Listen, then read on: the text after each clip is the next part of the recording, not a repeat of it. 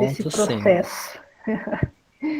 Bom, Conto sim. muito boa tarde a todos e a todas, né, que estão aqui hoje nessa nossa disciplina de temas atuais em Química. É uma disciplina que tem por objetivo a recepção de pessoas muito especiais que vêm conversar com a gente sobre o mercado de trabalho, sobre as diversas possibilidades de atuação, né? E hoje a gente recebe aqui com muito carinho o Matheus Silveira, que é PCNP, daqui a pouco ele explica para a gente os termos todos aí, né? A USP, a gente brinca que a USP tem sopa de letrinhas, mas acho que não é só a USP, né? Não é só a USP, a gente também tem.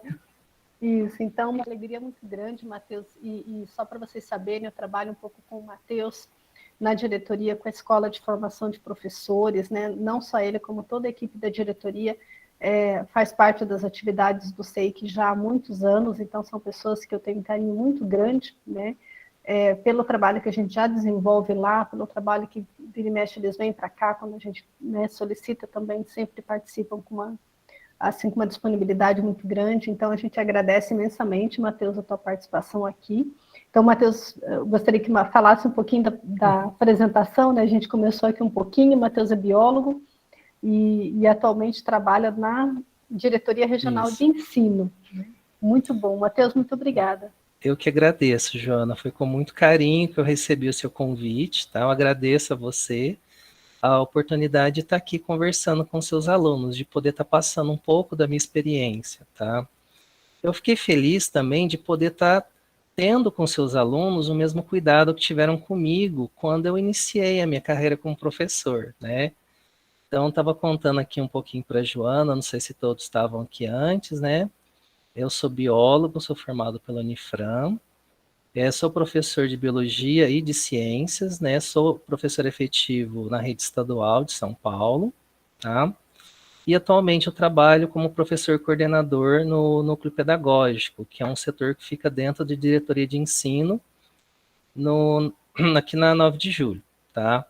Então, assim, eu fiquei feliz por isso, de poder estar passando para vocês esse mesmo cuidado que tiveram comigo, né? Eu estava iniciando na carreira docente, então pessoas sentaram comigo, me orientaram como devia me comportar, como devia ser a minha postura, qual devia ser o meu olhar enquanto professor com os alunos, né?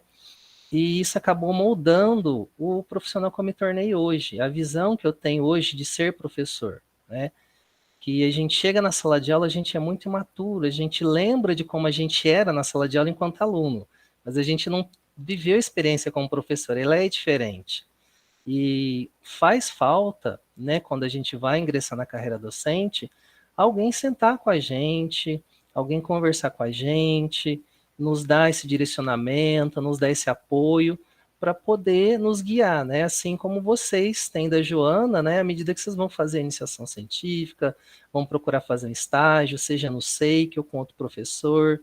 Então, é muito bom quando alguém pega você, né, te abraça, te acolhe e dá esse direcionamento. Então, eu fiquei muito feliz por estar recebendo esse convite, por poder estar fazendo esse mesmo cuidado com vocês. E espero que né, que eu ajude vocês também nesse processo, caso vocês decidam se tornar professores, né, Joana? Que eu não sei se todos aqui vão querer, né? Tá? Nós estamos trazendo várias possibilidades, eles vão poder construir, né? Que bom. Vão. Né? É uma profissão muito bonita para quem é um idealista, né? Porém, ela é muito, vamos assim dizer, cheia de responsabilidades. Então, tem muita responsabilidade que eu espero poder passar para vocês, tá? Não falando de tudo de ruim, falando de possibilidades, né? Da carga que envolve e de como a gente vai contornar isso, tá bom? Então, eu vou começar compartilhando minha tela, tá? Eu preparei uma apresentação aqui para estar conversando com vocês hoje. Deixa eu ver se já está indo. Tá sim, Acho que Matheus. já. Então, tá aqui, ó. Isso. Tá? Pronto. Então, essa é a nossa capinha, tá? Chamei de diálogo sobre a docência, porque é praticamente o que a gente vai fazer aqui, tá? Eu já me apresentei, né? Sou biólogo, sou professor, fiz mestrado em biologia celular e molecular. A Joana estava me perguntando um pouco da trajetória, eu acabei me atropelando, né?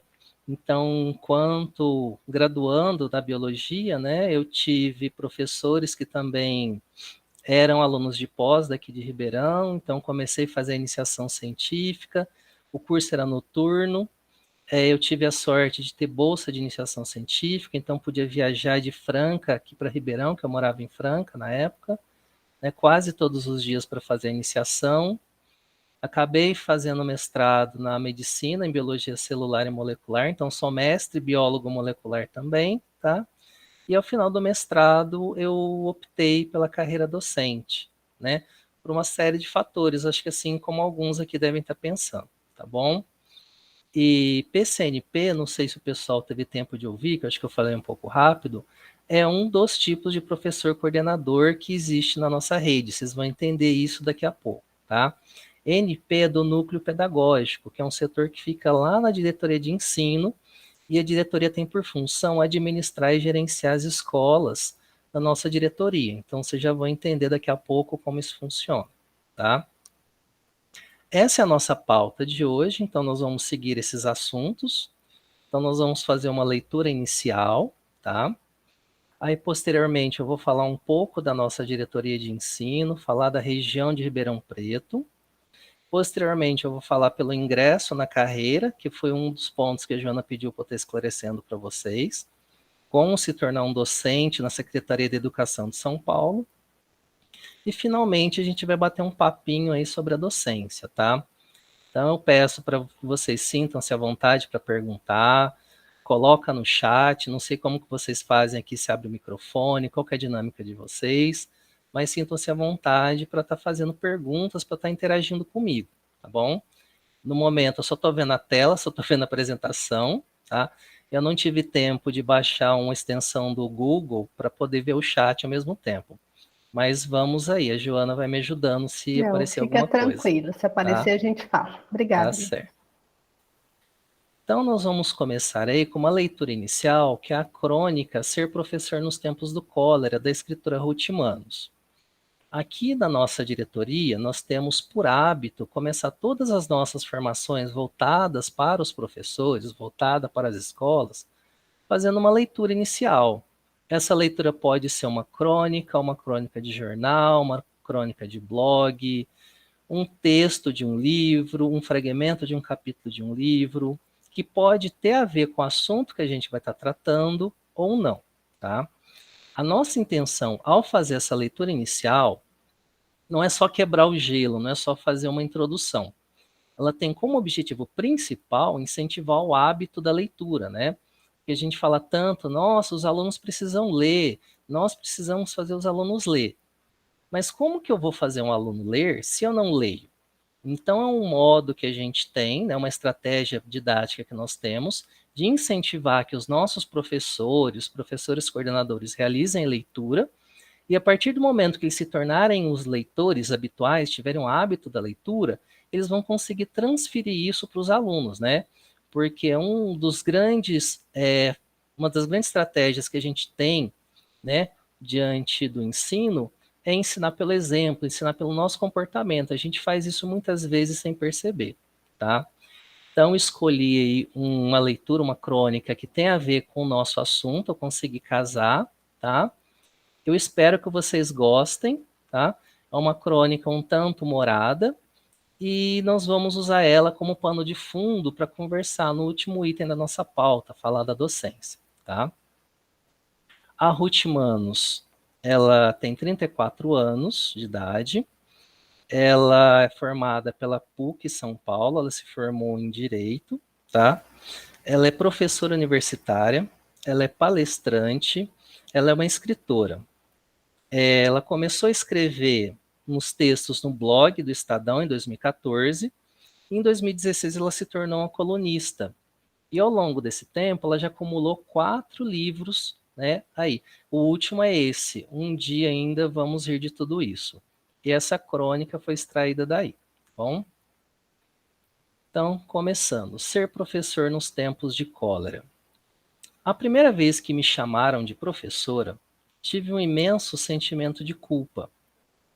Sentia-me uma impostora, recebendo um título que eu julgava não merecer. Era meu primeiro dia de aula como professora universitária. Eu tinha 22 anos. Demorei para me acostumar com essa palavra, que até hoje me soa mais como elogio do que como mera forma de tratamento. Hoje em dia, já viro o pescoço quase toda vez que ouço alguém dizer professora. Não importa a hora ou lugar, fenômeno parecido com o que acontece com pais e mães quando ouvem essas palavras. Parece que determinados títulos se tornam equivalentes aos nossos próprios nomes. A ligação entre nós e ela é imediata. Uma vez, em um bloco de carnaval em Ipanema, quando uma aluna gritou "Professora!", disfarcei as cervejas e dei um abraço sorridente. Outra vez foi no Guarujá. Encontrar aluno em trajes de banho, uma coisa terrível na vida de qualquer professor. Também já teve encontro no mercado municipal, no meio do sanduíche de mortadela. Na fileira de trás do avião, no meio do show no Rock in Rio, na sala de espera de exame de sangue, não tem escapatória. Na alegria e na tristeza, na saúde e na doença.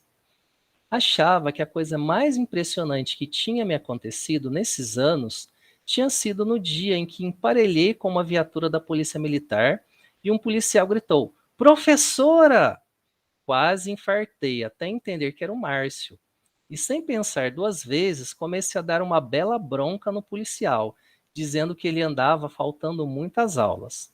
Depois, calculei que ele estava armado e que poderia ter me prendido por desacato. Mas professores são professores, não tem jeito.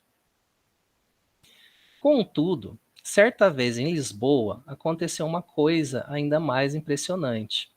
Eu estava no metrô, umas 8 da noite, torcendo para chegar logo para assistir ao jogo Benfica-Napoli na Champions League. O vagão estava vazio. Um rapaz entrou e veio caminhando para o assento em frente ao meu. Sentou-se, olhou para minha cara e... "Professora!". Fiquei confusa.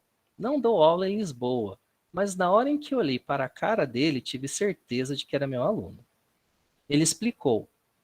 Foi meu aluno na Zona Leste de São Paulo. Formou-se em administração de empresas e tinha tido aula de direito do trabalho comigo, uns 4 anos antes. Disse que me escreveu perguntando o que eu achava de um MBA na Universidade Nova de Lisboa. Lembrei da conversa e de ter lhe dito que era uma ótima ideia. E cá estava ele. Tinha chegado sozinho havia 2 dias numa cidade que não conhecia, para encarar seu maior desafio. Trocamos contatos, um abraço e desci na minha estação. Eu mal podia acreditar. Nem sei qual a probabilidade era menor. A do menino entrar no mesmo vagão e se sentar na minha frente, ou a do menino simples da Zona Leste voar até a Europa para fazer um MBA numa universidade de renome. Subi as escadas do metrô e encontrei a noite fria. Caminhei pensando na honra que eu sentia por ter feito parte na formação e do caminho daquela pessoa. Fiquei pensando na medonha situação na qual o Brasil mergulhou e na asquerosa fala de um ministro da Educação que disse que quem pode pagar a universidade como seus filhos fará curso universitário e quem não puder pagar simplesmente não fará. Como professora de uma faculdade particular direcionada para a classe média baixa na zona leste de São Paulo, doeu pensar que poucos meninos como aquele voarão sobretudo daqui para frente. Mas como professora vocacionada de corpo e alma, incuravelmente otimista e inconsequentemente intransigente, pensei que nada vai nos fazer parar, nem corte, nem PEC, nem nada. Seguiremos questionando, criticando e pressionando. As salas de aula seguirão como berçário do inconformismo, e nós, professores, seguiremos firmes como seus obstetras. Tá? Bom, essa foi a nossa leitura. Eu espero que vocês tenham gostado, né? Essa leitura é uma visão da autora, né, de como é a docência. Embora seja a visão dela, tem elementos aí um tanto quanto interessantes que eu vou estar resgatando daqui a pouco, que eles são importantes, tá? E eu gostaria de esclarecer uma coisa. Quando ela começa falando que aos 22 anos se tornou professora universitária, isso acontece em faculdades particulares, tá? No caso das faculdades públicas, você tem que passar por um mestrado, por um doutorado, às vezes um pós-doc, para poder prestar um concurso, e aí depois do concurso você se torna um professor universitário de universidades públicas, tá? Então não é tão rápido assim, você praticamente se forma e já começa a dar aula, tá bom? Então, dando sequência aqui, vamos ver a nossa rede estadual de São Paulo. Então, eu quis trazer para vocês aí um mapa, tá? Então, deixa eu pegar aqui o laser, o apontador a laser, tá? Então, esse aqui é um mapinha do estado de São Paulo, e cada área que vocês estão vendo aqui é uma diretoria de ensino. Então, a nossa secretaria entendeu por bem que, para facilitar a administração, a gente deveria estar divididos por regiões. Ao todo, nós somos organizados em 91 diretorias de ensino, sendo que essa aqui, ó, é a nossa, a diretoria de ensino da região de Ribeirão Preto, tá? Aqui é a região da Grande São Paulo, que tem mais ou menos umas 10 diretorias aqui, tá? O tamanho da diretoria não é necessariamente por área geográfica, por extensão, e sim pela quantidade de escolas que a gente tem, tá? A nossa diretoria de ensino de Ribeirão Preto, ela é a terceira maior diretoria da região de São Paulo, tá? Aqui é a diretoria de Franca, aqui é de São Joaquim da Barra, Barretos está aqui, aqui é Sertãozinho, tá? Mas eu vou focar na nossa. Esse aqui é um mapinha da nossa região. Então, nós temos aqui abarcando cerca de 14 cidades, tá? Então, trouxe um mapa aí para vocês se situarem. Então, nós temos cidades como Luiz Antônio, São Simão, Santa Rosa de Viterbo, Cássia dos Coqueiros, Santo Antônio da Alegria, tá? Ao todo, são 102 escolas, 102 unidades escolares. E as 14 cidades são essas: Altinópolis, Batatais, Brodowski, Cajuru, Cássia dos Coqueiros, Cravinhos, Luiz Antônio, Ribeirão Preto, Santa Cruz de Esperança, Santa Rosa de Viterbo, Santo Antônio da Alegria, São Simão, Serrana e Serra Azul, tá? Então, nossos professores, eles podem trabalhar em qualquer uma dessas 14 cidades, estando na nossa diretoria, tá?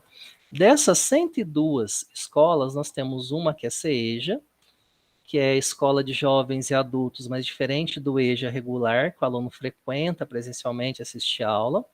Aqui é uma escola que o aluno vai lá pegar atividades, estuda sozinho, o professor faz uma tutoria. Nós temos 41 escolas que atendem anos iniciais, sendo 23 exclusivas, só tem anos iniciais. 66 que ofertam anos finais, que é do sexto ao nono, tá? Exclusivas são apenas 6. 63 que ofertam ensino médio, sendo exclusivas 11.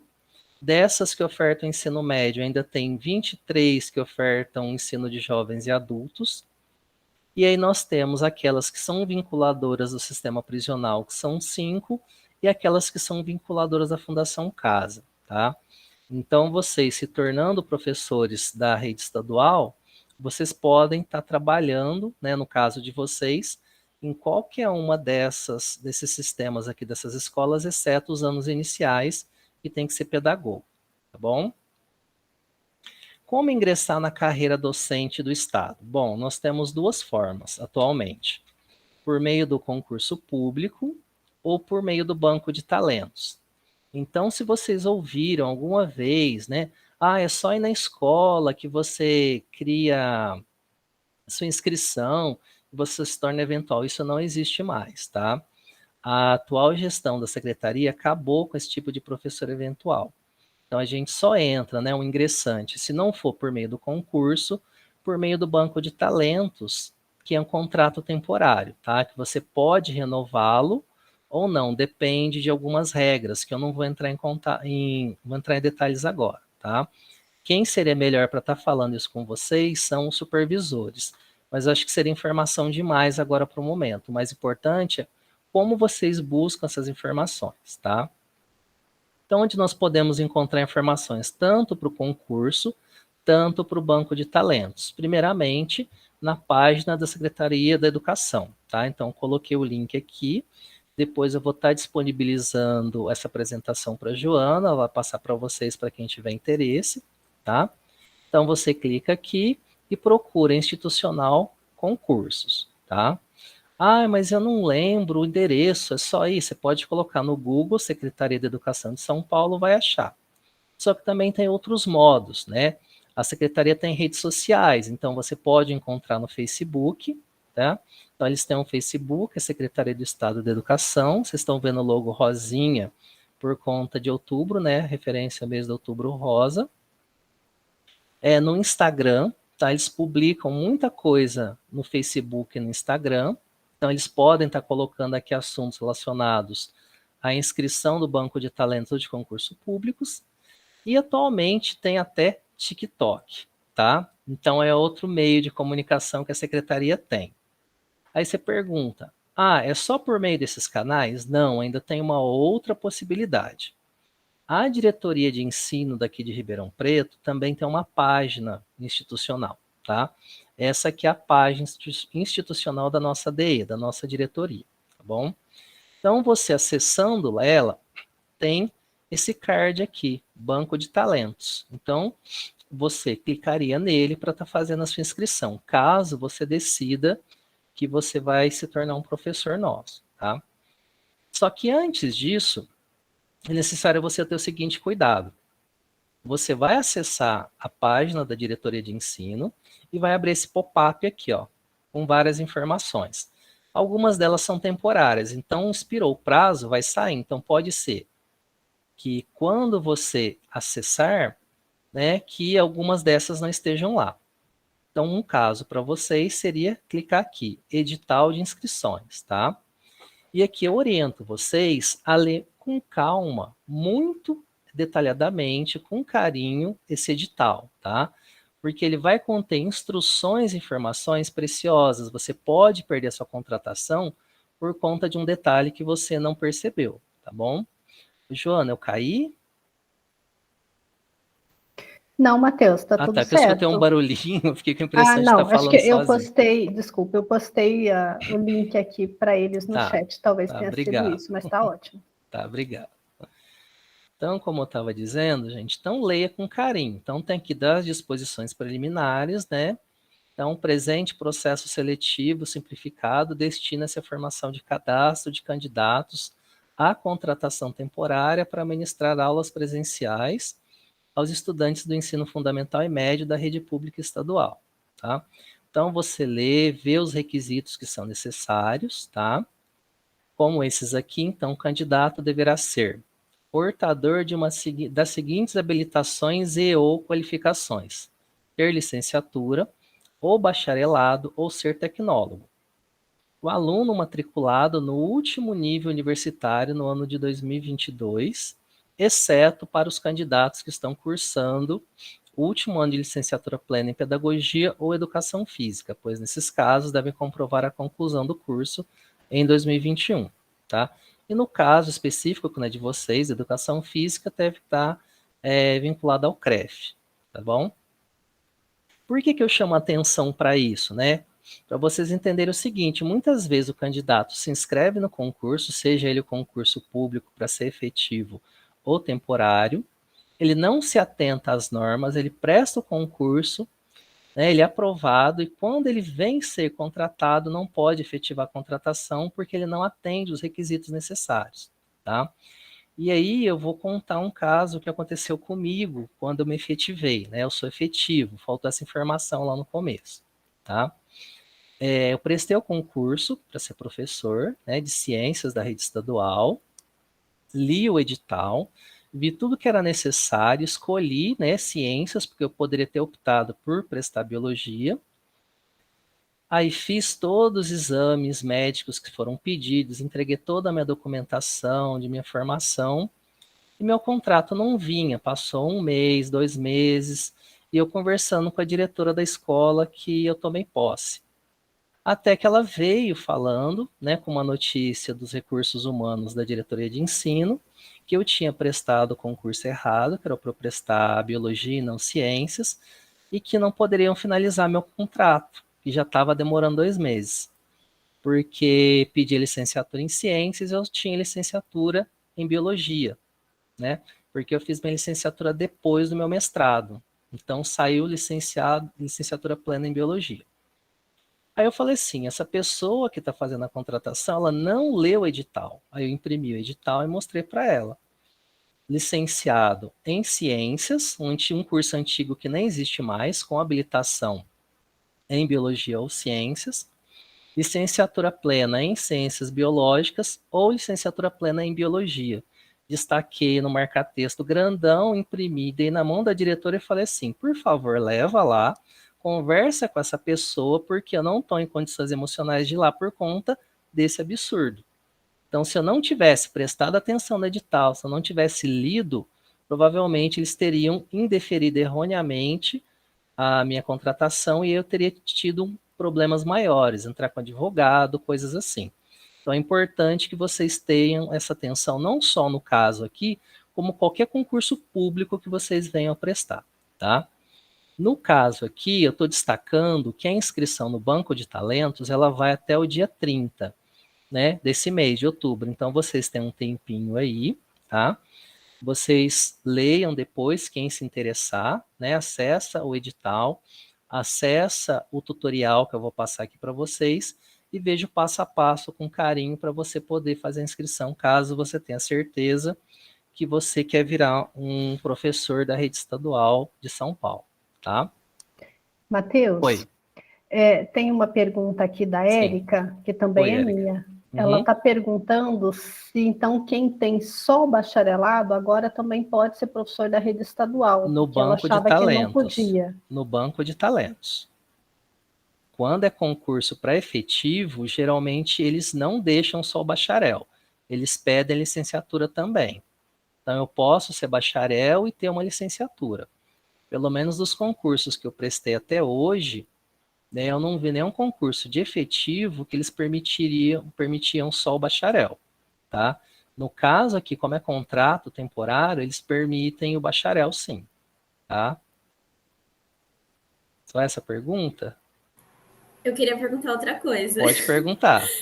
E no caso, assim, como por exemplo, temporário, existe, assim, alguma preferência, por exemplo, um aluno de licenciatura para um bacharel, quem poderia ficar na frente, ou alguma classificação assim, ou não? Tem uma classificação, sim. Não é que tem preferência, tem uma ordem de classificação, tá? E essa classificação depende se você já trabalhou como professor ou não. Então, eles vão contar seu tempo de serviço, essa experiência, para calcular uma pontuação para você. Tá? Quem nunca deu aula, começa com uma pontuação X que eles atribuem. Quem já teve, vai ser acrescentado nessa atribuição que eles atribuem para todo mundo. Tá? Pode perguntar. Essa classificação tem no edital os critérios? Tem os critérios. Critérios de classificação. Por isso, pessoal, só aproveitando, né, a deixa aqui, uma coisa que a gente sempre fala, né, que o pessoal guardem todos os papéis de tudo que vocês fazem dentro da instituição, né, seja participação em PIBID, seja participação em evento, sempre tem a documentação, porque a gente não sabe o que nos editais vai ser priorizado, né, então é muito importante ter. E agora o Davi queria também perguntar. Davi, quer falar? Pode. Tá dando para me ouvir, João? Sim. Esse tópico aí, 1.2, que o aluno tem que estar matriculado no último ano do nível universitário, tem que esse último ano, ele diz respeito à teoria, no caso, o curso de Química, por exemplo, são 5 anos. Então, um aluno do 5º ano, ou se diz a prática, por exemplo, eu que vou me formar em 6, só no 6º ano. É o aluno do último ano. Tá. Do último ano. Mas aí, por exemplo, ele entrou, é interessante a pergunta do Davi, porque se o curso tem 5 anos, então aqui vai ser 22, 21, 20, 19 e 18. Significa que ele entrou em 18, correto? Isso. Então ele tem como comprovar que ele entrou em 18. Como será que a diretoria faz a verificação para saber se ele efetivamente vai se formar em 5 ou se ele não se forma ainda? Como será que é isso? Você tem Então, ideia? depois na Interessante. contratação, eles vão pedir a documentação, como o histórico. Então, eles vão olhar toda a documentação que o aluno for levar para fazer essa verificação, tá? Então, se eu não percebi, né, por exemplo, eu estou no 3º ano, eu fui lá, fiz minha inscrição, a hora que eles forem chamar para fazer a contratação, né, mesmo que seja temporária nesse no caso, eles vão pedir o histórico, vão pedir o atestado de concluinte, e aí vão dar uma olhada, né, ver que a pessoa se inscreveu errado. Entendi. Tem um atestado de concluinte, então, É, deve ser um documento extra, né? isso, Interessante. pelo menos quando eu me formei, eu recebi esse atestado de concluinte, antes de receber o meu diploma. Antes do diploma, quer dizer, Isso, eu para recebi atestar que você está no último ano. E esse banco de talentos, para mim, é novidade, Matheus. Isso se aproxima do notório saber, daquela discussão, ou não? Sim, tá dentro do notório saber. Para o Vocês banco de lembram dessa discussão? talentos. Eu não sei se os meninos se lembram, mas foi uma discussão há uns 2, 3 anos, né, Matheus? Muito forte, porque o notório saber é algo que não ficava claro na época, né? Então agora está escrito ali, licenciatura, bacharel, tecnólogo. Porque ele abre uma margem na época, pelo menos a discussão era assim, bom, então se a pessoa é, sei lá, o padeiro, ele vai se inscrever para dar aula de alguma coisa relacionada a tal. Então tinha uma discussão muito pesada, né, Matheus, com relação a isso, é difícil de ser compreendida porque as fake news atrapalham, né, o Seria processo mais de ou menos assim no compreensão. caso tecnólogo. A pessoa é técnica em contabilidade, né? Então a pessoa tem X horas aulas de matemática. Então, dentro do notório saber, como tem tecnólogo aí, né? Ele pode ser habilitado, dependendo dessas X horas, que tem que ver lá no edital, a pegar aula de matemática ou de física, vai depender da formação dele. Assim como, dependendo da carga horária dos alunos de química, eles podem, pelo notório saber, poder pegar aula de biologia também ou de física. Né? Mas aí vai também do quanto eles se sentem preparados para estar assumindo essas aulas. Não é porque vocês têm habilitação dentro do notório saber para pegar, né, que vocês têm que pegar. Então vocês têm que pesar isso também, né?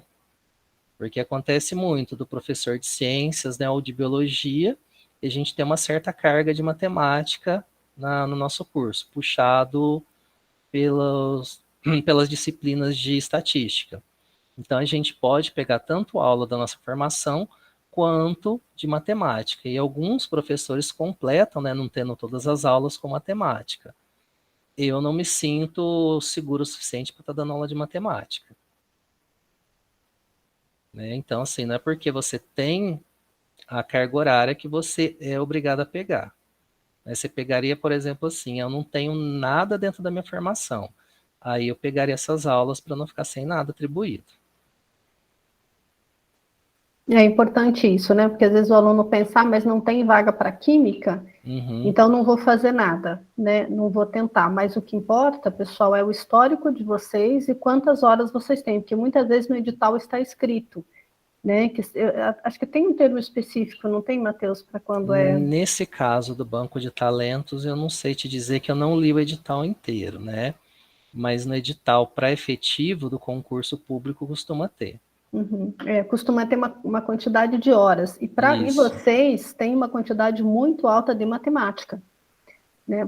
É muito difícil vocês conseguirem dar aula de biologia. Biologia é praticamente impossível, porque o curso de vocês só tem bioquímica, né? Que talvez se encaixe, então na avaliação é muito difícil, né, Matheus? Mas tem uma ordem. E matemática. Isso, tem uma ordem. Então, por exemplo, eles são formados Física, em química e química. matemática. Aí a primeira opção para pegar, por exemplo, matemática, depois física e biologia. Então tem uma ordem de preferência. Sim, tá ótimo. Obrigada, viu, Matheus? Por nada. Agora o Davi tem mais uma pergunta. Manda, Davi. Pode perguntar. Desculpa, gente. Ótimo. O Matheus falou sobre atribuição, e aí eu fiquei com uma dúvida sobre essa parte da atribuição. Vamos supor, pela minha carga horária, eu poderia dar aula de física, né? Que a gente tem bastante física ao longo do nosso curso. Aí vamos supor, eu passei num concurso, numa classificação mais ou menos ali. E aí, quando chegar na atribuição, só tinha aula de física. E eu escolho não pegar essas aulas de física. Eu só vou poder pegar alguma coisa na atribuição depois que a lista rodar inteira de novo e voltar em mim? Isso. Ah, certo. Obrigado. Por isso que muitas vezes alguns professores acabam pegando, porque eles não sabem quando vai ter aula de novo. E se as aulas vão ser concentradas numa única escola, você vai ficar picado em várias. Certo, obrigado, Matheus. Por nada.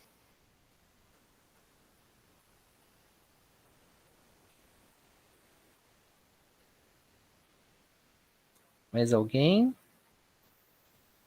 Acho que ainda não. Tá ótimo, Tá bom. Matheus, pode seguir. Obrigada. Tá, obrigado, gente. É bom quando vocês se manifestam, tá? A gente sente um pouco de falta disso, dessa interação, né? O online facilita muito, como a Jona falou, mas assim, é muito ruim não poder olhar vocês face a face e ver como vocês estão reagindo, se vocês estão entendendo, se vocês querem perguntar, se vocês estão entediados, está com sono. Essa é a parte ruim do online. Mas a gente fica feliz quando alguém se manifesta. Não, o pessoal está manifestando. Inclusive, acho que o Marcos quer fazer alguma questão. Sim. Oi, Marcos. Oi, tudo bem? Matheus, o banco de talentos, ele serviria, então, para eu me inscrevo, faço uma prova e ganho uma classificação, e aí, quando surgirem vagas, essas vagas, não sei, vão ser encaminhadas para mim porque eu estou nesse banco? Ou ele vai gerando vários concursos que eu vou fazendo? Eu me inscrevo no banco de talentos e a cada 2 meses eu posso fazer uma prova que eles divulgam, algo do tipo? Não. Nesse caso aqui, o banco de talentos não tem uma prova, né? Você deve estar perguntando isso porque você já ouviu. Em alguns anos, né, até essa gestão nova resolver fazer essas mudanças, tinha uma prova todo ano que o pessoal se inscrevia, né, principalmente quem estava se formando igual vocês, e em cima dessa prova era gerada essa classificação, não a prova, tá? E isso é por conta de você ter pontuação, tá bom? Pelo menos o que eu li por cima do edital, eu não vi prova, mas é bom dar uma olhada nele completo, como eu falei, para ver, né, se realmente vai ser só pelo critério de formação de vocês, tá bom? Mas aquela questão de ter prova no começo do ano como tinha, no final do ano para classificar, pelo menos eu não vi o pessoal do banco de talentos determinar que está assim ainda, porque eles mudaram muita coisa, tá? Obrigado, e aí para saber, né, a gente tem que ficar entrando na página da diretoria de ensino ou da secretaria nos meios de comunicação que eles usam para saber quando abriu algum edital para alguma coisa diferente. Mas geralmente eles estão abrindo o banco de talentos apenas uma vez ao ano, né? Pelo menos foi assim nos últimos 2 anos. Tá bom?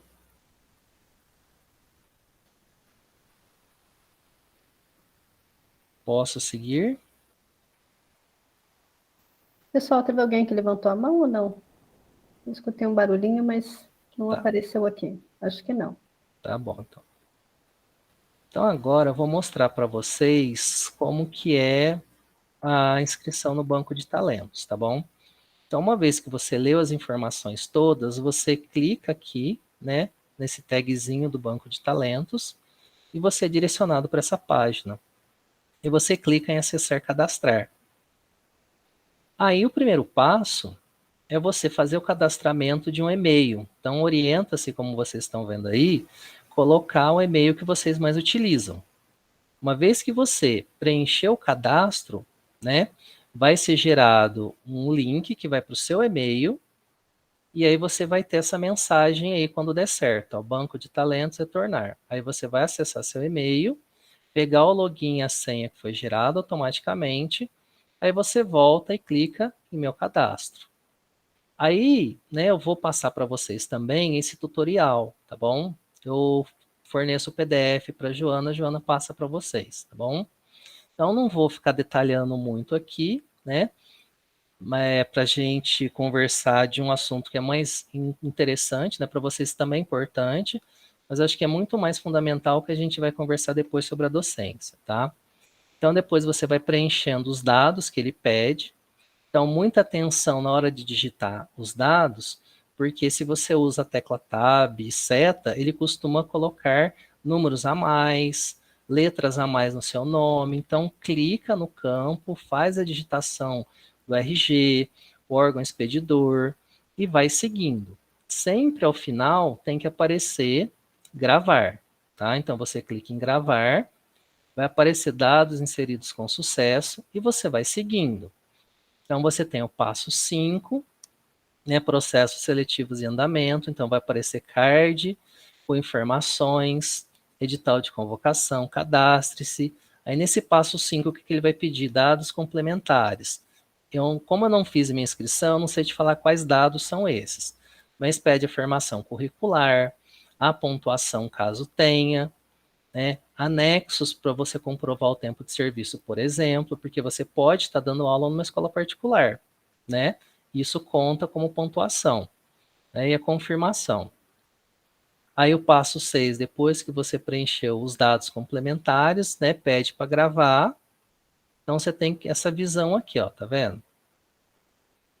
Então, perguntas tem dependentes, raça, se é deficiente, se foi jurado. Aí se sempre leia com calma, com cuidado, grava antes de passar para o próximo, tá? Aí o passo 7, ele sobre a formação curricular. Então aqui ele vai esclarecer alguns pontos, como a formação em bacharel tecnólogo permite ser qualificado, tá? Então vai aparecer lá qualificação. Aí ele pede sempre para ler o edital de novo, ler o dúvidas frequentes de novo, para você ter certeza do que você está preenchendo, tá? Aí ele sempre coloca no edital, capítulo 2, leia isso, leia aquilo. Ele sempre vai chamando a atenção para que você sempre cheque o que você está fazendo, tá? Por exemplo, aqui, ó, curso de bacharel apenas qualifica o candidato para a referida disciplina. Não quer dizer necessariamente que ele vai pegar, vai depender da pontuação e da classificação que a gente estava conversando. O curso de licenciatura plena, o candidato para a disciplina como título do curso, também poderá qualificar, tá? E aqui, somatória de alguma outra disciplina com mínimo de 160 horas. Então, geralmente, para você poder pegar uma outra disciplina, dentro do seu histórico, tem que ter pelo menos 160 horas. Então, por exemplo, vocês têm muita física, tem que ter pelo menos 160 horas de física, 160 horas de matemática. Menos que isso, você não tem a qualificação nem habilitação para poder estar pegando, tá? Aí vai aparecer os campos para preencher, o gravar, como eu falei, próximo. Aí aqui a parte da pontuação, né? Então, se você tiver diploma, às vezes tem algum doutor aqui fazendo o curso, né? Depois Joana, ou algum mestre, então vai contando a pontuação aqui, tá? Especialização. Aqui a parte da experiência, tá? Como eu não fiz a inscrição, eu não sei qual é o valor que dá por dia trabalhado, tá bom? E nem sei explicar qual é, esse aqui ele faz o cálculo direto, ou se o próprio candidato faz o cálculo, tá? Eu teria que fazer o passo a passo inteiro para poder tirar essa dúvida, para saber se isso aqui é uma calculadora que já vai calculando automaticamente o tempo de serviço de cada candidato, tá bom? Aí depois tem que gravar e próximo. Aí tem a parte de colocar laudo médico, caso a pessoa necessite de constatar alguma coisa, alguma deficiência, se for o caso, tá? Aí o passo 10 é a confirmação, gerar o comprovante, aí depois você acessa por meio dos meus processos, aí clica aqui na ação e você já está cadastrado. Aí você tem que aguardar a atribuição. E aí você tem que ficar acessando de tempos em tempos para ver se a atribuição vai acontecer, se tem data programada.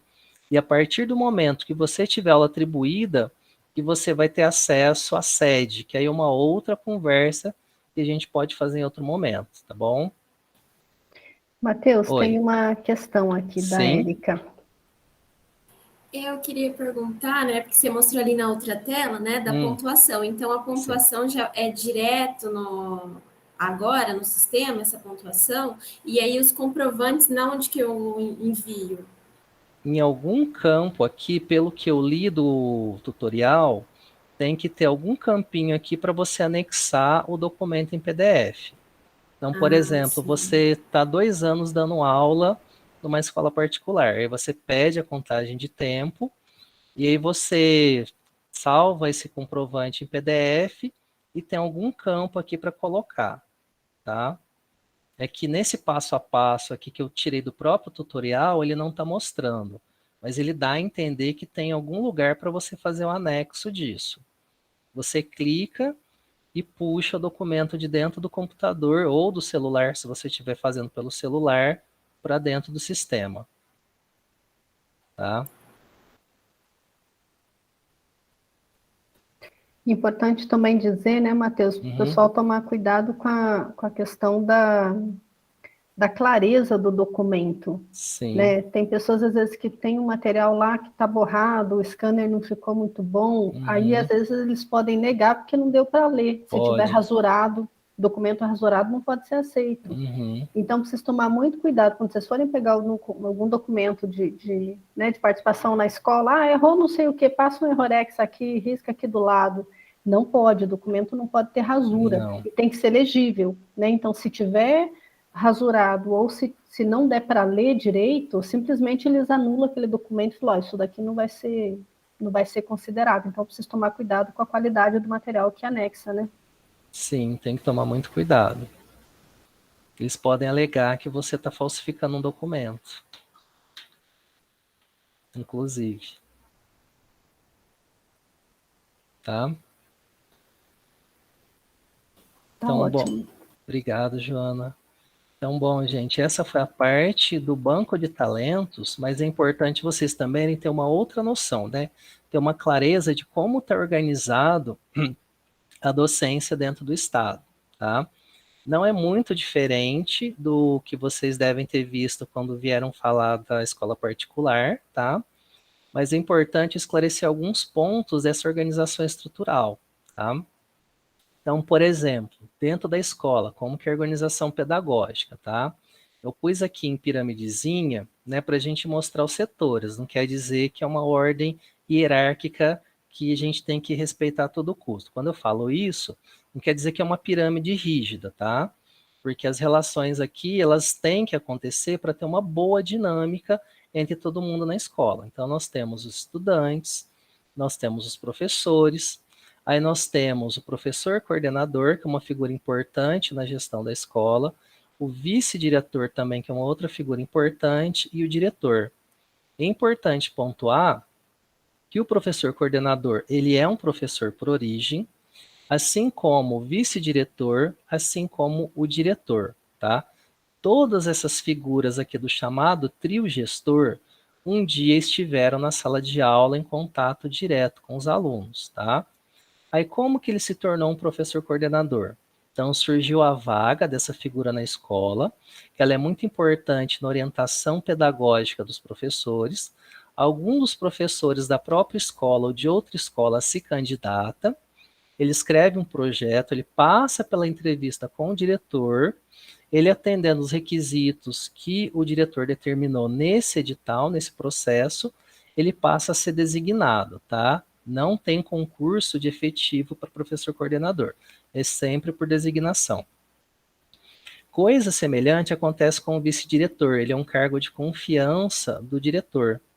Então, um professor que se candidatou a vice-diretor, tá?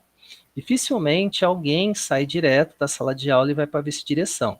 Geralmente alguém que tem uma experiência em gestão, então antes passou pela coordenação, se candidatou, atendeu os requisitos, passou pela entrevista com o diretor, até o diretor trazê-lo. A mesma coisa o diretor, ele pode ser designado pela dirigente regional, que é uma outra figura que eu vou falar no próximo slide, ou ele pode entrar na escola por concurso. Então o professor leu o edital do concurso de diretor, estudou, atendeu os requisitos, passou no concurso, aí ele entra para uma escola onde ele fica em definitivo, tá? Ele não fica só designado, tá bom? E esse trio gestor que tem por função não só administrar os espaços físicos da escola, como também administrar a gestão pedagógica de professores e estudantes, né? Então, ver se os estudantes estão se desempenhando bem, se eles estão aprendendo, se não estão, por quê, propor ações de intervenção para que os estudantes tenham um bom resultado, um bom aprendizado. ou tentar trazer os estudantes de volta para a escola no caso de ter muita evasão. Cuidam de formar professores, né? O porquê que esses professores não conseguiram ensinar? É alguma questão na formação dos professores que foi falha, alguma questão no tratamento que precisa ser corrigida. Então, o trio gestor tem essa função, tá? Está em constante monitoramento dessa relação de ensino-aprendizagem e fazer intervenções pensando no aprendizado do aluno, tá? Coisa parecida acontece na diretoria de ensino. Então, nós temos o prédio da diretoria de ensino, que eu falei que fica fisicamente na Avenida 9 de Julho. Nós temos uma figura que é a dirigente regional, que ela administra toda a nossa diretoria, então as 102 escolas. Então, ela cuida tanto da parte administrativa da diretoria, quanto em conjunto com os diretores dessas 102 escolas. Só que ela não faz isso sozinho. Tem vários órgãos, várias unidades dentro da diretoria. Só que eu estou focando dentro da parte pedagógica. Então, apoiando essa dirigente, nós temos a figura dos supervisores. Os supervisores vão até as escolas com uma certa frequência, vão verificar quais são as necessidades dessas escolas, quais ações precisam ser feitas e cuidam tanto da parte administrativa, né, como validar histórico, documento, quanto da parte pedagógica. E tem uma outra figura que somos nós, os PCNPs, né, os professores, coordenadores de núcleo pedagógico. A nossa função é estritamente pedagógico. A gente pode até ir a alguma escola, fazer um acompanhamento e notar alguma coisa de ordem administrativa. Só que não é a nossa função dar apoio administrativo. A gente pode voltar para a diretoria de ensino, conversar com o supervisor e o supervisor ir lá fazer essa ação administrativa. Mas o nosso foco é a formação, é a parte pedagógica. É fornecer instrumentos formativos tanto para os professores, né, quanto para os professores coordenadores. Então, a gente dá formações para os professores coordenadores e esses professores coordenadores dão formação para os professores com o objetivo de melhorar a prática pedagógica para que os estudantes tenham aprendizado melhor, tá?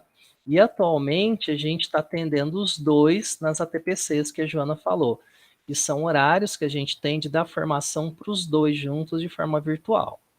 E é importante ressaltar também, de novo, a origem de todas essas figuras, professor de sala de aula. Então surgiu vaga lá na diretoria de ensino para CPCNP, a gente ficou sabendo do edital, a gente leu, a gente fez um projeto, passou por uma entrevista com a diretora do núcleo, a diretora do núcleo selecionou aqueles mais promissores que atendem o perfil de formador, passa por uma entrevista com a dirigente dando aval, a gente é designado. Se algum dia a gente não der certo na função, a gente quiser voltar para a sala de aula, a gente volta, porque nós somos professores. Coisa parecida acontece com a supervisão. Então, um professor pode se candidatar a ser supervisor. E o supervisor ele pode ser tanto designado, né, por meio de projeto, de edital, quanto por concurso público. Tem concurso para supervisão, não tem para PCNP, tá? E dirigente, né, para ser dirigente, alguém que era da supervisão. Pode ser alguém que estava designado ou alguém que era supervisor, tá?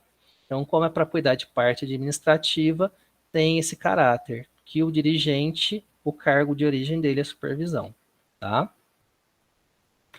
Aí finalizamos essa parte da estrutura dessa organização hierárquica e vamos falar dos nossos materiais, tá? Por que eu estou trazendo os materiais? Para não acontecer o seguinte, tá? E não é por maldade que pode acontecer isso. É porque a dinâmica dentro da escola ela é muito rápida, ela é muito fluida. Então pode acontecer de você chegar numa escola e o professor coordenador, que eu mostrei para vocês agora há pouco, nessa tentativa de estar atendendo todas as funções dele, que às vezes ele atende até diretamente aluno porque falta professor, ele não ter o tempo de sentar com você e fazer essa conversa que eu estou fazendo com vocês, essa orientação, né? Então é importante, caso você decida se inscrever no banco de talentos, conhecer os nossos materiais, nossos referenciais teóricos. Geralmente as escolas particulares não têm currículo, mas nós da escola estadual temos um currículo. Atualmente a gente usa o currículo paulista. Eu falo atualmente porque existia um currículo anterior, tá? E o currículo paulista é o documento que dá todo o nosso referencial teórico para o aprendizado. O que o aluno deve aprender, direcionamento de como, o porquê. E desse currículo nós temos matérias de apoio. Então, caso você tenha tido contato com alguém que já é professor da rede, deve ter ouvido falar desses caderninhos que eles chamam de apostila. É importante eu chamar a atenção que isso aqui não é o currículo, é um material de apoio. Ele traz orientações importantes para o professor de como trabalhar o currículo, tem atividades, dá orientações com links para vídeos, para atividades. Ele é um material rico, só que o professor tem que saber isso. Ele tem que saber que tem que estudar esse material, fazer o seu planejamento de aula, criar seu plano de aula, planejar essa estratégia, se utilizando dessas orientações que o material traz, tá? O currículo anterior, que ainda está em vigência, está em vias de ser finalizado, é o currículo do Estado de São Paulo, que o pessoal chama de currículo pretinho, tá? É esse currículo que ele foi homologado paulista em 2019, e em 2020 ele começou a ser implementado no ensino fundamental e na educação infantil. Então ele atende desde a educação infantil, que vocês conhecem como creche, né, o certo agora é educação infantil, ter esse olhar pedagógico, não achar só que é recreação, e atende todo o ensino médio, só que o ano passado, antes da pandemia chegar, ele foi implementado no ensino fundamental, tá? No ano passado foi homologada a etapa do ensino médio, só que no ensino médio ele está sendo implementado devagar, aos poucos. Começou esse ano com a primeira série do ensino médio, o ano que vem vai para a segunda série, em 2023 termina a implementação da terceira série do ensino médio. Tá? Então, o ano que vem vai ser o último ano de utilização do currículo do Estado de São Paulo. Como esse ano ele ainda atende a segunda série, a terceira série do ensino médio, ainda são feitos os materiais de apoio do Caderno São Paulo Faz Escola, baseado nesse currículo. Além desses materiais, tem o Aprender Sempre, que é voltado para o projeto de recuperação e aprofundamento, tá? Então, vocês conseguem achar na internet os cadernos digitais dos dois currículos, tá? Os cadernos do professor, tá? Para você estar fazendo esse estudo e se apropriando, para você não chegar lá na escola, te dar esse material na mão que você mal conhece e você sair para a sala de aula totalmente perdido sem saber o que está acontecendo. Então é importante que você tenha esse reconhecimento prévio para que você não chegue totalmente despreparado. E ainda assim, caso você se sinta perdido, é importante você lembrar dessa organização inicial que eu mostrei para vocês. Você está totalmente perdido. Quem que você pode recorrer? Ao professor coordenador. Tá? A função dele é te dar esse direcionamento pedagógico, te socorrer e te orientar quando você estiver em dificuldades. Tá bom?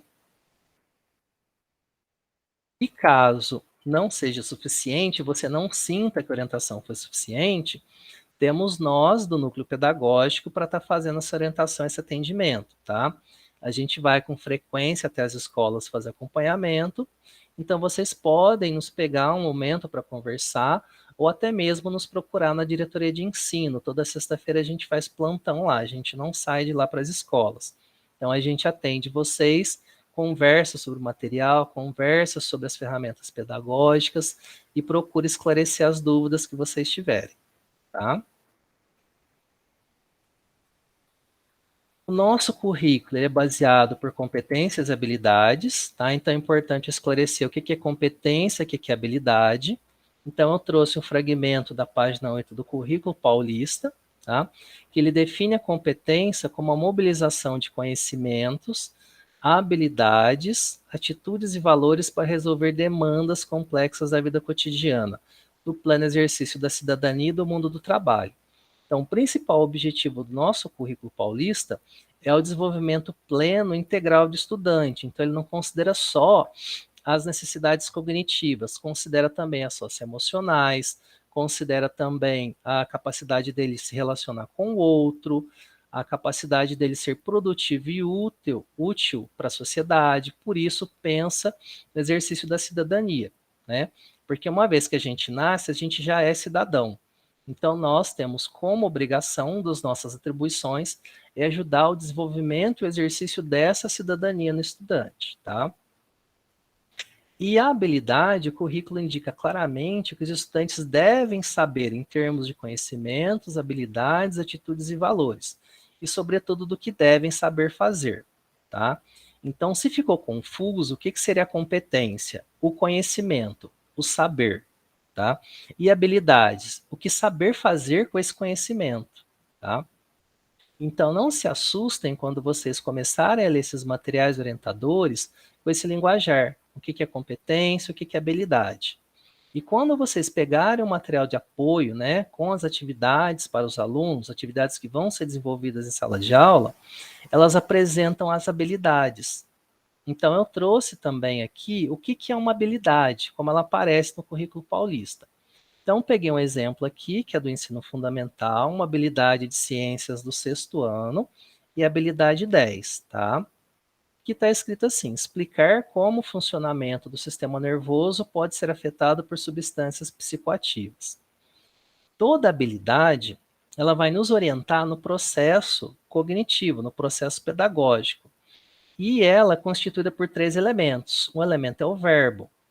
O verbo vai nos indicar o processo cognitivo que está envolvido. Ele vai deixar isso bem claro, bem explícito. Ou seja, o aluno tem que aprender a explicar. Tá? Existem outros processos cognitivos de menor complexidade, que são muito trabalhados em etapas anteriores, como observar, como identificar. Então, eu tenho que ensinar ao aluno, né, o que é observar, o que é identificar. A mesma coisa aqui. Para o aluno explicar, ele tem que ter o conhecimento, eu tenho que ensinar ele o que é esse explicar, tá? Só que não é explicar por explicar, eu tenho que explicar com uma intenção, ele vai explicar o quê? Como o funcionamento do sistema nervoso. Como o funcionamento do sistema nervoso? Como assim? É o funcionamento fisiológico, é o funcionamento motor, é o funcionamento autônomo. Essa parte é chamada de complemento. Ela vai explicitar o objeto de conhecimento que está mobilizado, que no caso aqui é o funcionamento do sistema nervoso. Agora, para eu saber como esse funcionamento tem que ser explicado, eu tenho um modificador, que ele vai explicitar, né, o contexto ou uma maior especificação do que se espera. Então, nesse caso, eu quero que o aluno aprenda a explicar o funcionamento do sistema nervoso quando afetado por substâncias psicoativas. Tá vendo? Ele traz um contexto aí, tá? Eu acho que alguns de vocês podem ter ficado assustados, mas você não aprende isso de um dia para a noite, tá? Na graduação até hoje, o nosso ensino não é por competências, habilidades, e muito menos a gente tem habilidades nos livros que a gente usa. A gente tem um conteúdo, né? Então, quando a gente se torna professor da rede estadual, a gente tem que aprender a ter esse olhar, que eu vou ensinar para o aluno a partir dessa estratégia. Porque qual que é o objetivo? Que o aluno, todos eles da nossa rede, aprendam o mínimo necessário para poder desenvolver-se um cidadão pleno, como a gente conversou, tá? Não quer dizer que o professor vai ficar preso só no que a habilidade está pedindo. Ele pode aprofundar, ele pode trazer habilidades que fazem relação com ela, tá? Mas ele vai nos nortear o caminho do trabalho que eu tenho que desenvolver, tá bom? E como é uma coisa relativamente nova na nossa rede, nova sim, começou com o currículo do Estado de São Paulo e está sendo aprofundado agora com o currículo paulista. Professores novos como vocês que chegam na rede, vocês vão ter dificuldades de aprendizado com relação a isso. E é para isso que a gente tem as nossas formações de ATPC e nas escolas também, para poder ajudar vocês a entender essa questão metodológica, tá? Eu trouxe como exemplo, tá bom? E eu sei que muitos de vocês ainda estão com dúvida do que significa tudo isso. Mas calma aí, e caso você vir a ser um professor, a gente vai ter tempo para trabalhar isso, tá bom? Agora eu vou para essa parte final, que a gente conversar o que é a docência, né? Então eu comecei com essa figurinha. Mateus, Oi. Deixa eu perguntar. Pode Então, perguntar. as reuniões de ATPC, então, por exemplo, para um professor que chega novo na escola, a gente tem todo um auxílio para poder explicar tudo isso para a gente não vai ficar assim, basicamente jogado assim, né? Tipo, a gente vai ter uma supervisão que vai nos auxiliar, então.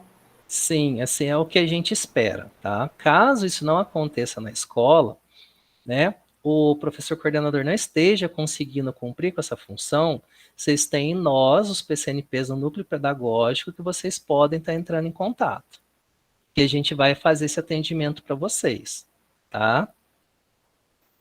Esse é o nosso Matheus, papel. Oi. eu acho muito boa essa pergunta da Érica, né? Porque Uhum, me lembro de quando eu comecei a dar aula, era outro momento, né? Eu comecei a uhum, lecionar em 98, 1998, né? Muitos de vocês não tinham nem nascido ainda. Mas naquela época, a gente obviamente não tinha essa proposta, mas nós tínhamos o início dos PCNs, né? Que eram os sim, Parâmetros Curriculares Nacionais, né? Que na verdade são o germe, acho que de toda essa elaboração que hoje uhum, cada vez mais vai se complexificando, né? Mas era um currículo muito mais, um currículo, uma proposta mais ampla, digamos assim, né? E de fato a gente chegava na escola e assim, o que você vai dar aula? O que a gente fazia? Pegava um livro didático de química, geralmente era Feltre, né? Ricardo uhum, Feltre, os Bercos Salvador, eram os livros da química que vocês até hoje devem ter acesso, Sardella, né? E a gente pegava aquele livro e o que estivesse naquele livro a gente lecionava em sala. Então, começava com átomo, a gente começava com átomo. Começava com separação de mistura, a gente ia para separação de mistura. Segundo ano, eletricidade, bora lá. Terceiro ano, orgânica, começava com orgânica. A gente dificilmente olhava muito mais assim, o que o aluno já sabia. Né? E era aprender distribuição eletrônica para quê? Não se questionava muito isso, era o conteúdo pelo conteúdo, né, Matheus? Isso que o Matheus sim, estava falando agora há pouco, parava-se só na competência, né, da competência de decorar o conteúdo. Então, isso é muito novo, é desafiador mesmo, né? Acho interessante o Matheus trazer, e o quanto que é importante, assim, todo mundo está aprendendo, na verdade. Claro que a gente espera que o nosso coordenador na escola seja uma pessoa que possa nos orientar, né? Érica, acho que essa sua pergunta é muito pertinente.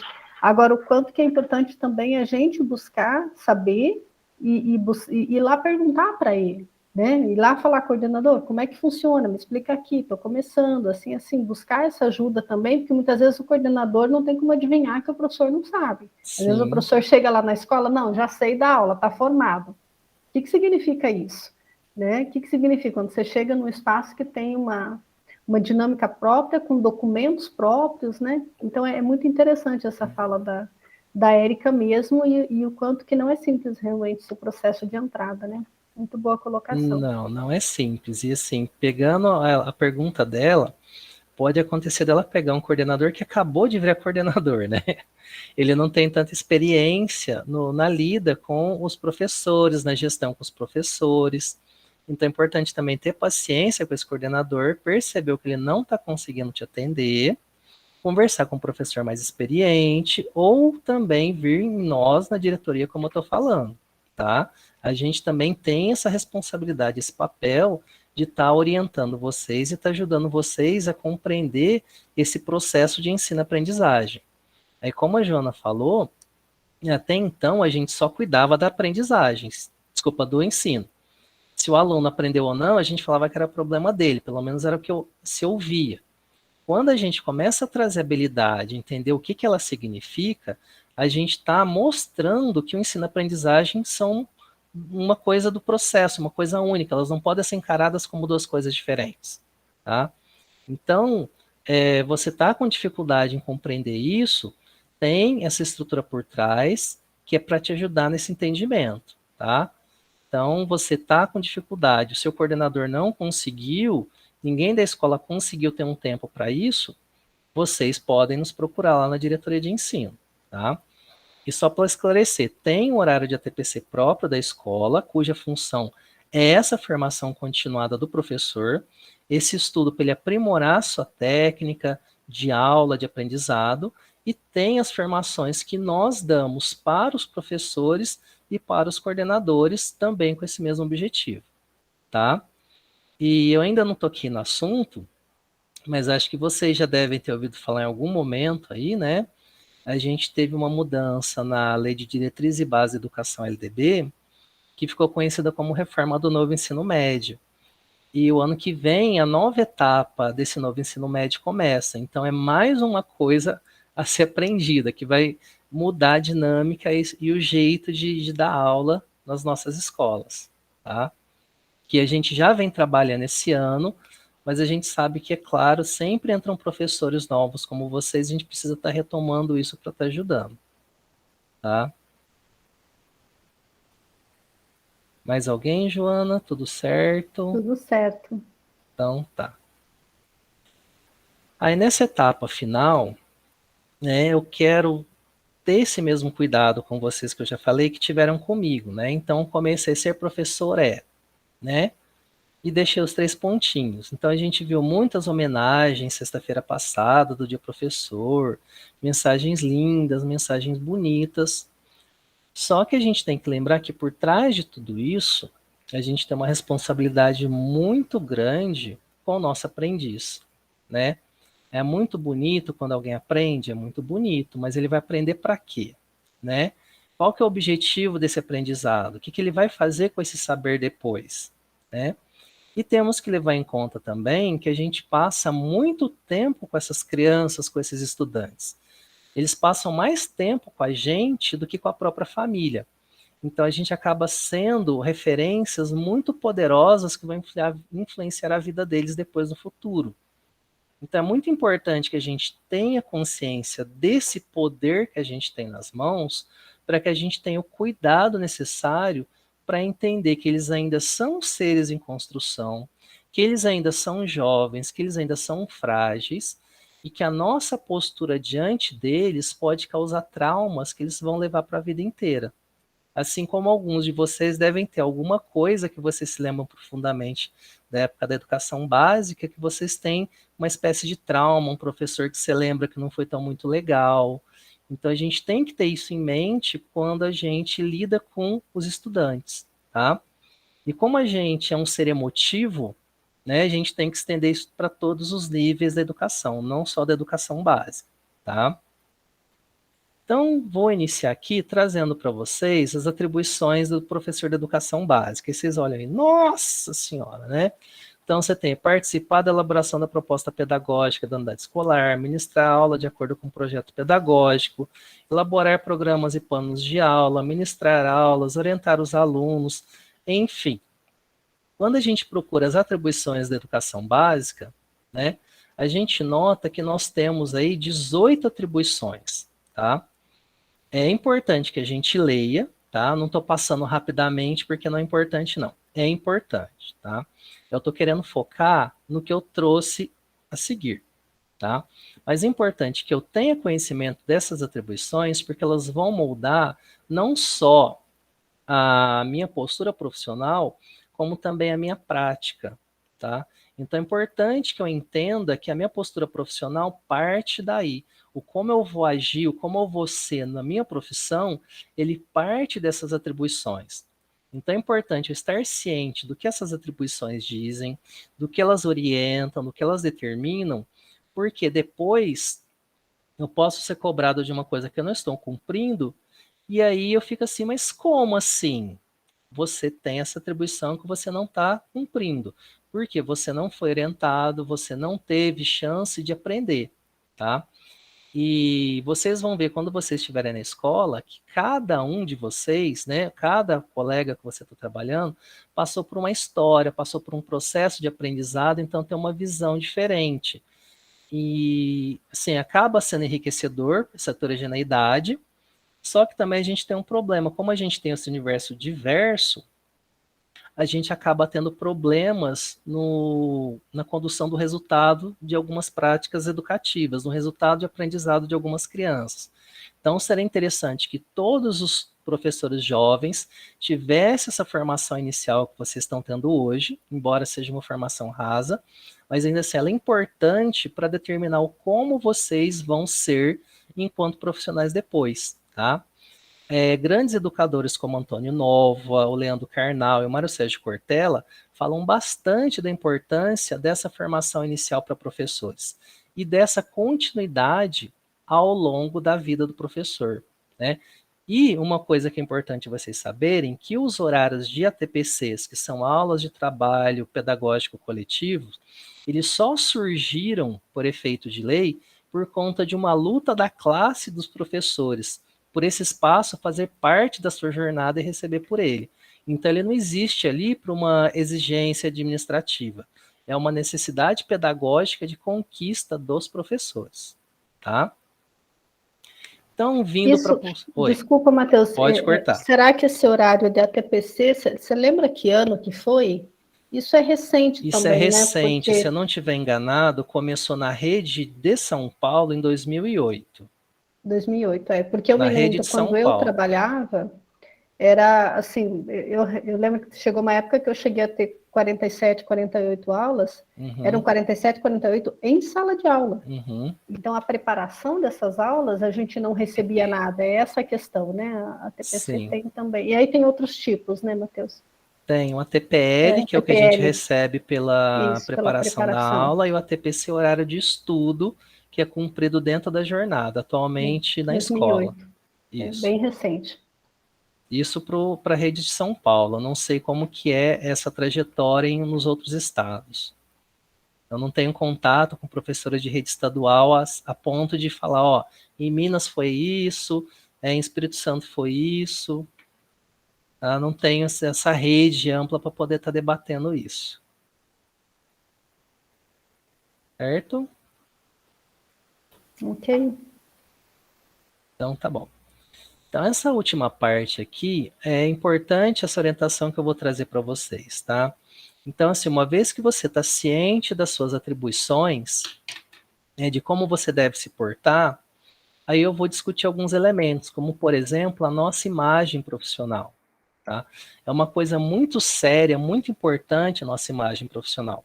Algumas profissões levam isso demais a sério, como a medicina, por exemplo, que bate muito forte nessa questão. Por isso que você vê um pipoqueiro de jaleco na rua, você acha que é médico. Por conta dessa imagem que eles criaram da medicina e a sociedade ter isso como algo, nossa, ele é um médico, né? A enfermagem também bate muito forte na questão da imagem profissional e nós também deveríamos ter essa postura, né? E essa imagem profissional, ela é criada pela leitura que a sociedade faz de nós. E como que a gente constrói essa imagem? Através da nossa atuação docente, tá?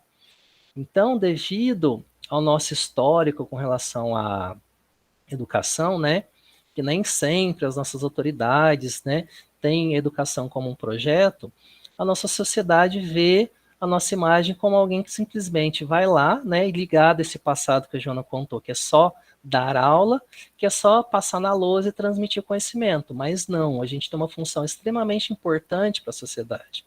A gente que vai ser o alicerce para todas as outras profissões. Desculpa.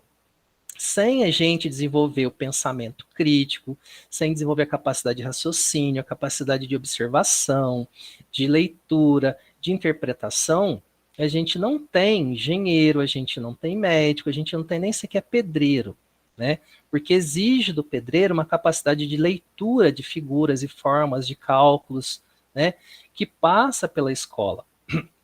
Então é muito importante que a gente cuide dessa nossa imagem, né? E a pandemia, infelizmente ou felizmente, veio aí para que a gente pudesse resgatar essa questão, né?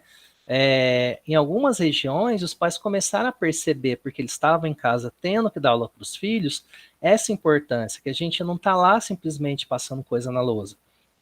A gente está desenvolvendo capacidades cognitivas na criança e no adolescente e no adulto que ele não vai aprender em casa com o pai.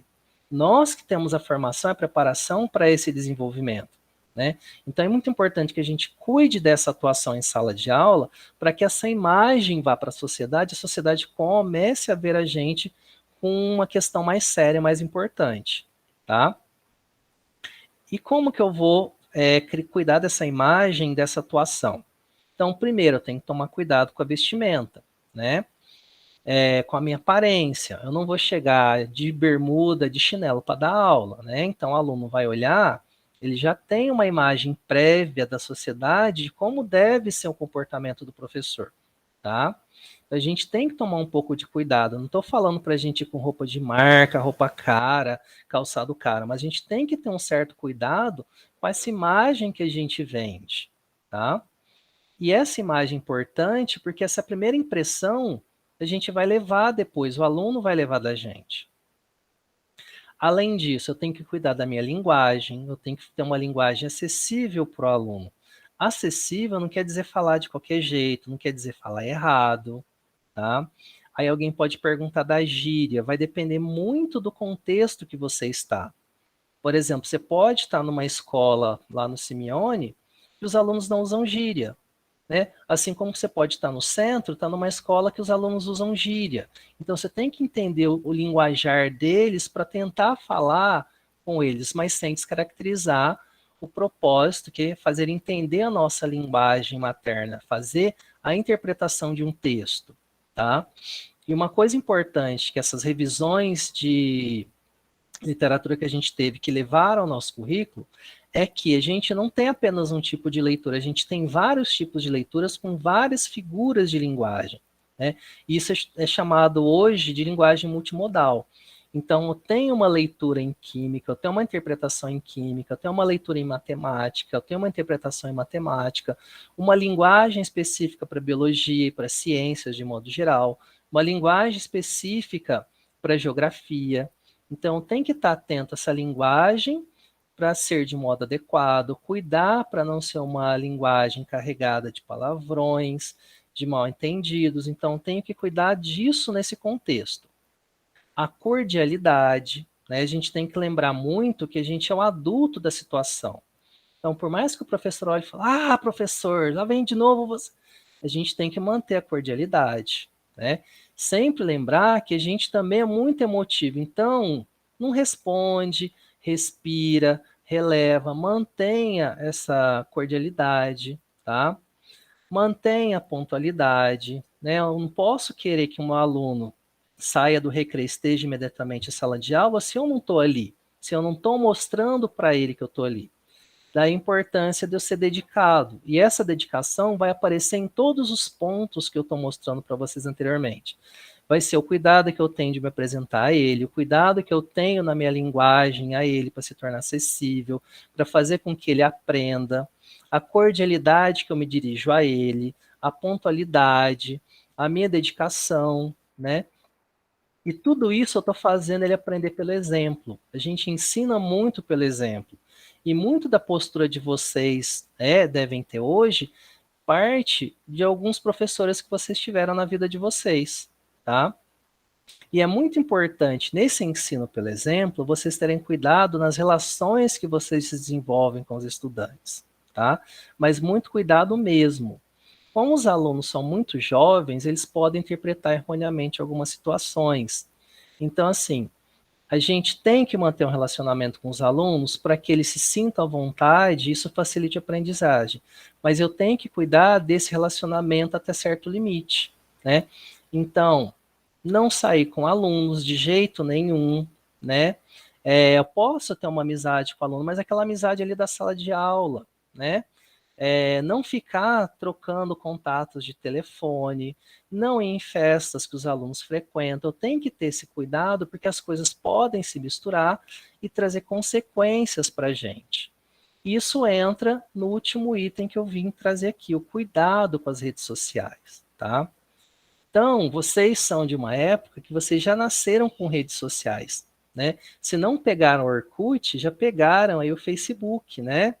Então, hoje nós temos diversas redes sociais aí. Então, a gente tem o Facebook, a gente tem o Pinterest, o WhatsApp, o LinkedIn, que eu não sei se vocês conhecem, é o Instagram, o G+, que ele é restrito aos funcionários do Google, o Twitter, o próprio YouTube, o Snap, né? Então, não quero dizer que vocês não devam ter contas em redes sociais, não estou falando para vocês terem cuidados, né? Como assim? Eu não tenho que cuidar da minha imagem? Então, tem que ter cuidado com o que eu posto, né? Eu tenho que pensar, eu posso postar? Eu posto, mas eu devo, né? Então, puxando lá um pouco da crônica da Ruth Manos, quando ela se sente desconfortável estando na praia em trajes de banho e encontra com um aluno. É desconfortável, você está no momento de lazer seu, momento que você está vulnerável, né? Aí você está lá descontraído, resolve tirar uma selfie, tirar uma foto e postar na rede social. Aí o aluno olha você em trajes de banho, eles podem fazer comentários indesejados.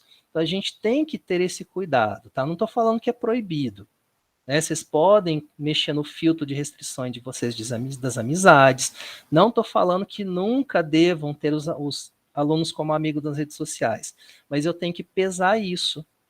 Tomar cuidado com as fotos engraçadas que eu quero colocar, né? Por exemplo, eu estou passando um acidente de trânsito, uma casa explodindo, um carro pegando fogo, eu vou lá e tiro selfie para fazer gracinha e coloco nas redes sociais. Isso vai gerar uma repercussão. Isso não é nada pedagógico, pensando em todos os itens que eu trouxe para vocês, tá? Então, o que eu trouxe até agora? A gente pensando no relacionamento de aprendizagem com o aluno. Eu não trouxe o professor falando da vida dele para o aluno, porque isso não é educativo, isso não é pedagógico. É o professor falando de como a educação transforma, de como a educação pode fazer ele chegar em locais que ele não atingia antes.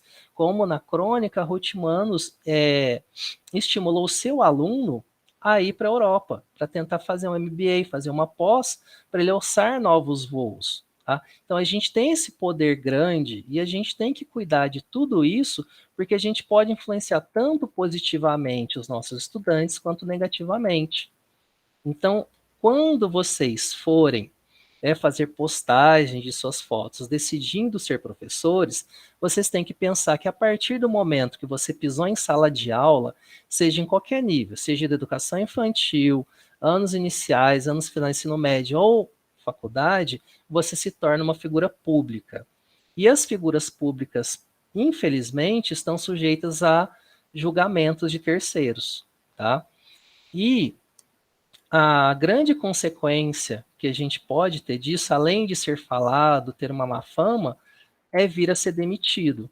Eu trouxe aqui como exemplo um caso de uma professora da Bahia, esse caso é de 2009, desculpa, tá? Ela estava no momento de lazer dela, ela foi num show, a banda convidou ela para subir ao palco e ela começou a dançar. Ela foi filmada, o vídeo caiu no YouTube, viralizou, e por conta da dança, a escola que ela trabalhava decidiu afastá-la, decidiu demiti-la, tá? E eu não consegui achar reportagens recentes para ver o que aconteceu com a professora, tá?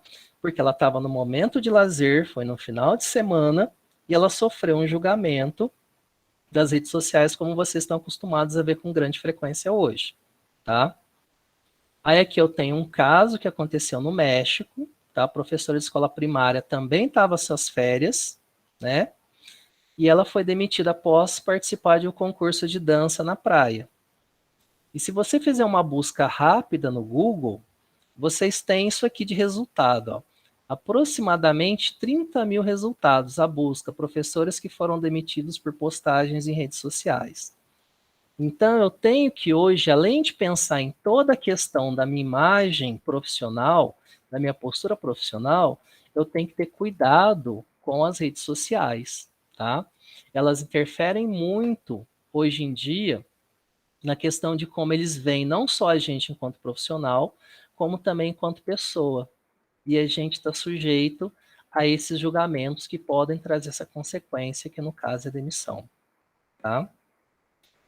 Eu espero, né, ter ajudado vocês, ter esclarecido vocês, ter podido ajudar vocês nessa primeira formação inicial, é claro, pensando que vocês vão virar a ser professores, tá? Só não esqueçam, caso vocês decidam que a inscrição é até agora, dia 30 de outubro, tá? Agradeço novamente a Joana por ter me convidado, foi um prazer estar participando aqui com vocês, agradeço imensamente, e estou aqui disponível a conversar mais um pouco e vou transferir os materiais para a Joana depois, tá bom? Nossa, Matheus, perfeito. Eu agradeço demais a sua participação, mil coisas para a gente ficar matutando aqui, né? Eu vou só interromper, então, a gravação para a gente continuar. Tá.